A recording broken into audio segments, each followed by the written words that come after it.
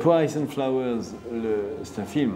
Donc c'est un film dans le support naturel après l'exploitation cinéma et le DVD, comme sera la vidéo. On a fait des bonus avec les bandes annonces, avec des interviews, avec le making-of, qui est très bien d'ailleurs, avec des scènes coupées, des choses comme ça. Harrison Flowers, on a fait beaucoup de numérique. Parce qu'il fallait reconstituer un conflit. Et c'est très difficile de reconstituer un conflit, parce qu'il y a la guerre, les ruines, les explosions, il y a des milliers de soldats, des déplacements de troupes, etc. Et c'est vrai qu'on a eu beaucoup de problèmes qu'on a réussi à résoudre grâce au numérique. Pour moi, le numérique est extraordinaire quand il sert le travail des créateurs, des metteurs en scène, des auteurs, des gens de la lumière, de la caméra. Je trouve que le numérique devient embarrassant quand tout à coup il est utilisé pour faire des effets qui sont uniquement des effets numériques.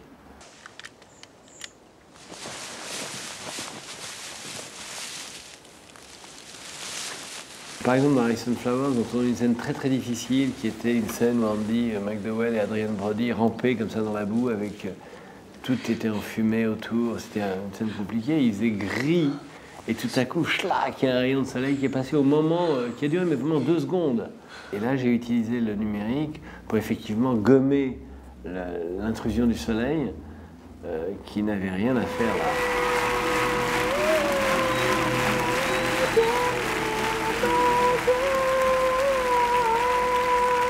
Pour ce qui est du 10 commandements, c'est un travail qui a été énorme, puisque c'est un travail qui nous a pris 3-4 mois, je crois.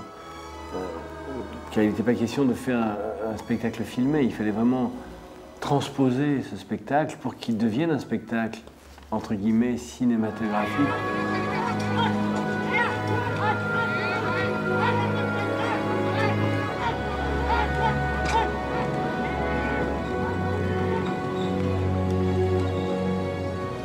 Les nuances d'expression sont accentuées, c'est-à-dire quand on veut exprimer quelque chose, on est obligé de bien le marquer.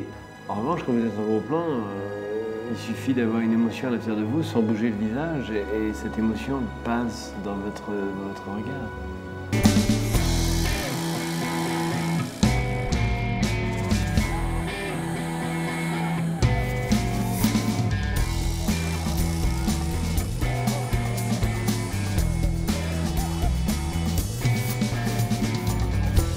Déjà, avant le numérique, j'avais horreur de tourner en studio. Mais là, je me vois mal tourner sur fond bleu en studio, vous voyez, avec des gens qui sont assis sur des tabourets bleus, et après, sous les fesses desquels on glisse des chaises, on ajoute une table. On peut le faire, hein. On peut complètement mettre des gens sur fond bleu, assis sur des cubes bleus, et ensuite reconstituer complètement le décor.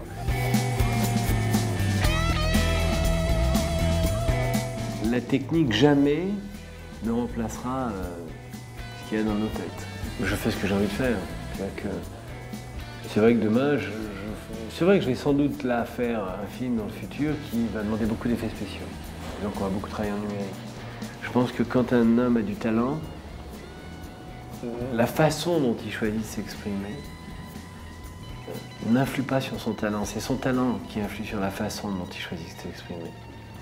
Je pense que les gens de talent, quand ils touchent au numérique, apportent quelque chose que tous les informaticiens et tous les gens qui sont plongés dans le numérique ne pouvaient même pas imaginer. Et moi, je fais confiance à ça.